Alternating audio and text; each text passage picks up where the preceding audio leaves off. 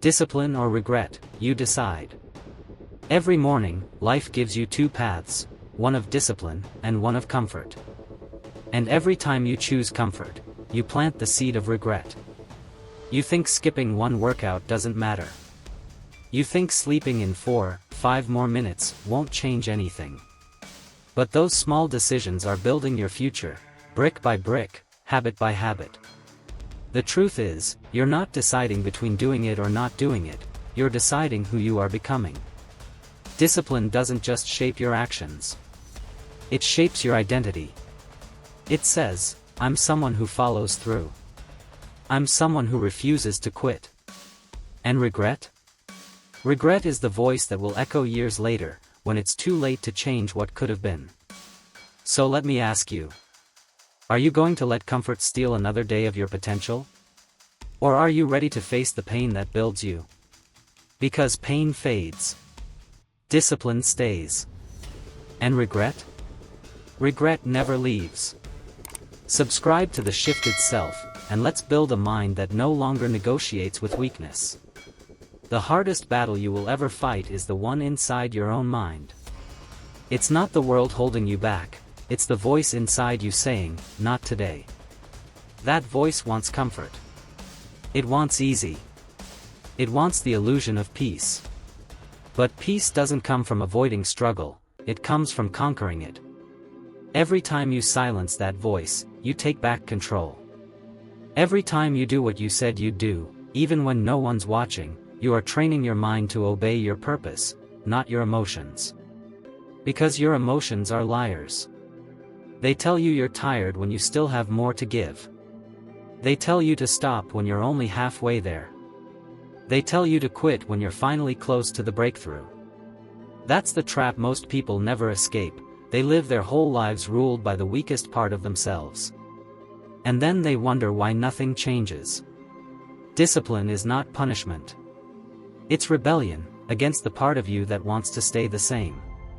It's the quiet revolution that no one sees, but one day, everyone will feel. The enemy of progress doesn't wear a mask. It doesn't come with warning signs. It comes disguised as comfort, as rest, as, you deserve a break. But comfort is clever. It whispers, you've worked enough for today, when deep down you know you're nowhere near your limit. It convinces you that, tomorrow, is a better time to start, but tomorrow never arrives for those who live in hesitation. Comfort feeds you small doses of satisfaction while quietly starving your potential. It numbs the hunger that makes you evolve. It steals your edge. And once it settles in, it starts rewriting your identity, from someone capable, to someone content with mediocrity. You start accepting less from yourself. You start giving up small battles. And one day, you wake up and realize you've built a life that feels safe, but not alive. That's what regret is made of, 1,000 moments when you said, later. 1,000 times you chose the couch instead of the call to action.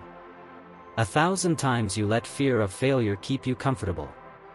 But here's the truth, the pain of discipline weighs ounces. The pain of regret weighs tons. Every choice you make is a seed. You're either planting your future, or burying it. So stop worshipping comfort. It's not your friend. It's your executioner, smiling while it holds the blade. The only way to escape the prison of comfort is to make discomfort your home. To train your body and mind to crave the challenge. To see struggle not as punishment, but as proof you're alive. Because those who chase ease end up empty. And those who embrace the grind, end up free. Weakness has a cost. It doesn't show up all at once, it bleeds into your life slowly, drop by drop. You don't wake up one day destroyed, you fade, one compromise at a time. Every time you say, I'll start tomorrow, you give away a piece of your self-respect. Every time you let your feelings decide your effort, you teach your mind that your emotions are stronger than your purpose. And every time you quit when it gets uncomfortable, you train yourself to surrender. That's the silent erosion of greatness, the invisible decay of your potential. It doesn't scream. It whispers. And its favorite word is later. But later is where dreams go to die. Because weakness always demands comfort, and comfort never creates anything worth remembering. It will make you believe you're safe, while it slowly kills your drive, your hunger, your fire. You begin to tolerate things you once promised you'd never accept. You stop aiming high because aiming high hurts. And one day, you look in the mirror and can't recognize the person staring back. Not because you changed overnight, but because you stopped fighting for the person you were meant to become. And that's the truth most people run from. You can't respect yourself if you keep breaking your own promises.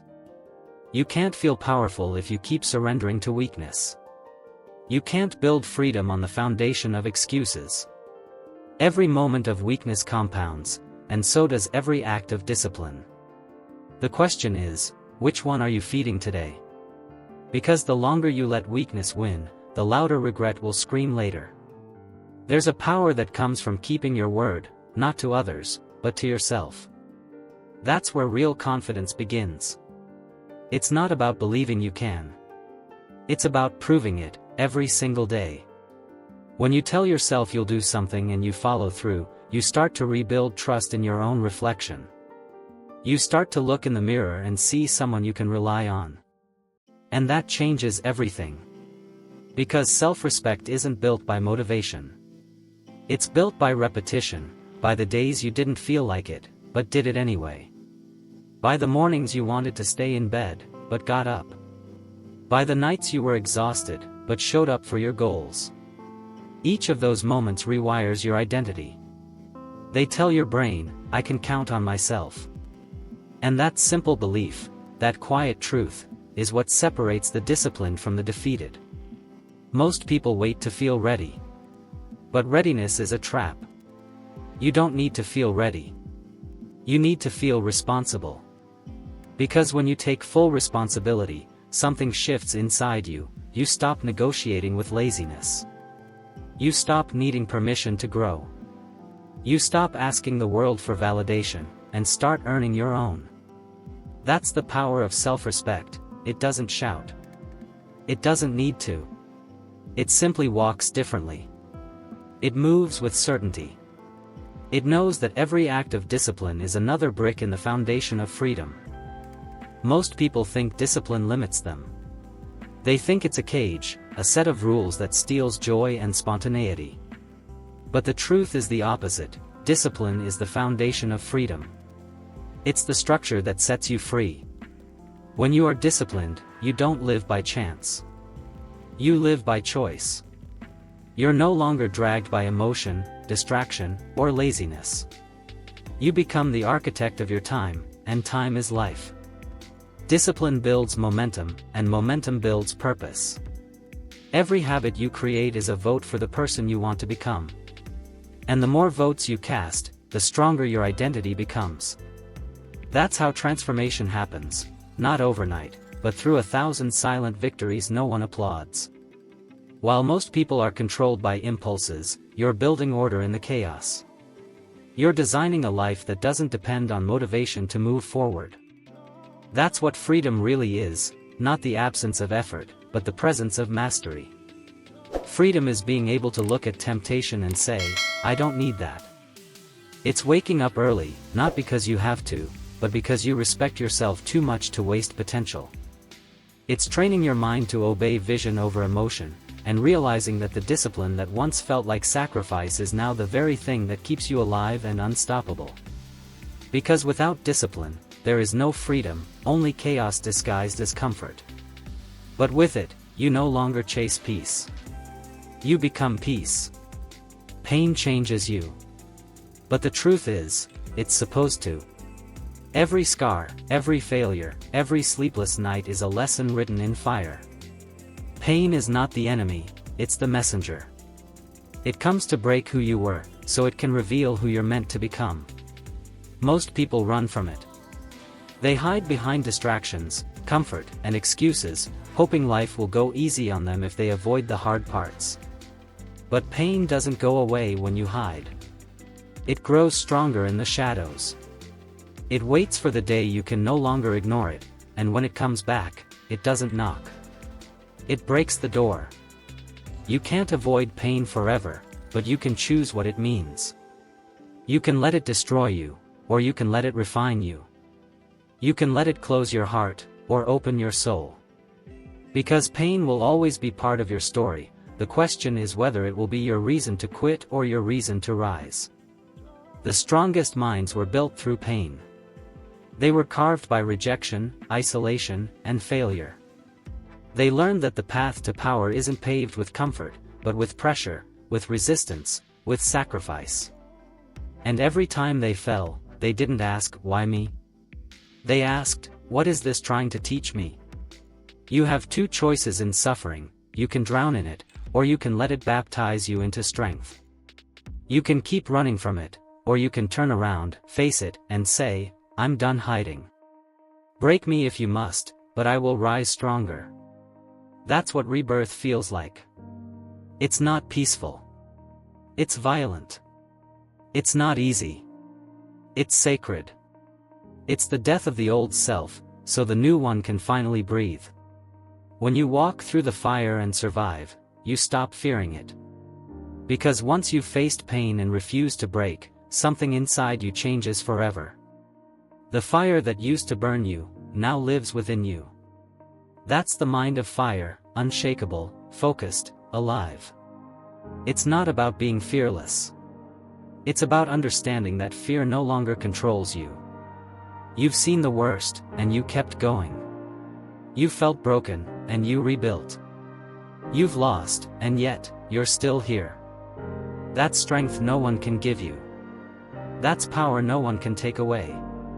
When discipline meets conviction, you become unstoppable. Because nothing external can defeat a person who has already conquered the war within. This is what most people will never understand: discipline isn't just a skill, it's a spiritual weapon. It cuts through doubt, hesitation, and fear. It destroys weakness at its root. And the more you sharpen it, the more clarity you gain. Life becomes less about how you feel and more about who you are becoming. When your mind is on fire, you stop waiting for motivation, you become it. You stop chasing comfort, you command chaos. You stop surviving, you start creating. That's what awakening really looks like. You no longer need the world to believe in you, because you finally believe in yourself. You no longer ask for light, because you've become the flame. At some point, discipline stops being something you do, and becomes who you are. It's no longer about forcing yourself to act. It's about alignment. Integrity. Identity. You stop asking, "How do I stay motivated?" Because the answer is simple: you don't rely on motivation anymore. You rely on who you've become. You rely on the standard you refuse to lower. You start walking differently. You speak with quiet confidence. You move with purpose, not noise. And the same people who once doubted you now watch you in silence, wondering how you did it. But you know the truth: you didn't change overnight. You built this person, piece by piece, habit by habit, choice by choice. Discipline became your identity because you stopped negotiating with weakness. You stopped making temporary feelings stronger than permanent goals. You stopped chasing validation and started chasing mastery. That's when everything shifts. Because once your standards rise, your environment either rises with you or disappears. People who live in excuses will fall away. Situations that used to drain you will lose their power. And suddenly, the world around you starts reflecting the strength within you. That's what it means to live with an unshakable identity. You no longer bend to circumstances, you shape them. You no longer react to life, you direct it. Because once you build discipline into your DNA, you stop waiting for change, and start embodying it. At the end of your life, there will be two voices. One will whisper, "I'm proud of you." The other will whisper, "You could have been so much more."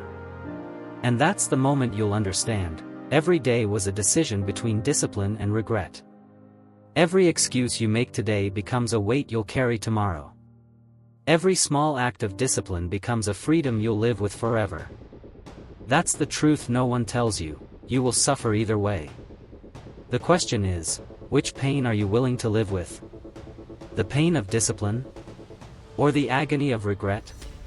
Discipline demands effort, yes. But regret demands your soul. It steals time, dreams, and potential, until there's nothing left but the echo of what if. So decide, right now. Not tomorrow. Not when it's convenient. Right now.